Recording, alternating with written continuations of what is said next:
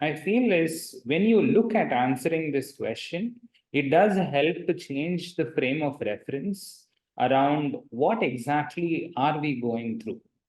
And typically, internally, when we evaluate risk, we like to position countries and economies in one of these four quadrants just to understand what is happening.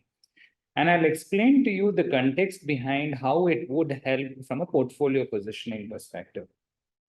Now, it's our belief that India is in a certain quadrant where prices seem to be increasing and economic activity seems to be increasing, which is what we call is an inflationary boom. Now, if you've attended my last 2 to 3 calls, I've been speaking about the fact that we are in an inflationary environment and not in a deflationary environment. We are in an environment where I don't see the odds of central banks cutting rates in an aggressive scenario. And it goes back to why I'm saying that.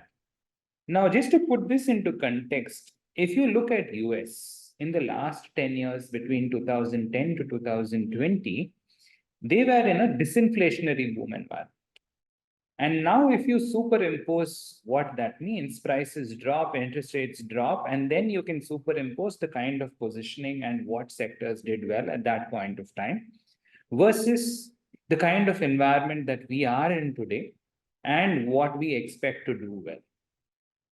So in an inflationary environment, obviously no one is ready for inflation. If you hear commentary, you will not look at it. The data points do suggest that, but the commentary still speaks about central banks evaluating rate cuts, which I would be very surprised if we get that. So generally, it's very hard to pre-position for inflation. But when you look at the core underlying structure of the economy, that is what it looks like to me. And that is how we are positioning our portfolios at ITIS. And I'll tell you the implications of that. In terms of how our economy is, there are three drivers around the economy.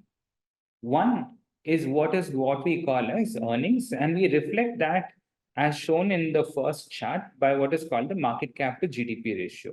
So this ratio has been used by multiple global investors. People say 80% is cheap, 120% is the higher end of the range. And as you can see, we are at 128%, which effectively tells you valuations are no longer cheap.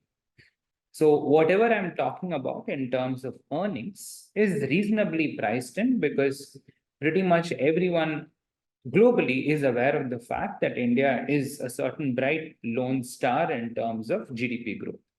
So there are three drivers for this. One is strong GDP growth, which we are already getting. Second is reflected in the valuations, which effectively means valuations are not cheap. And third, that's what you're seeing in terms of market cap positioning as well. One of the interesting things when we keep talking about India, what we lose perspective of is we are in a global bull market.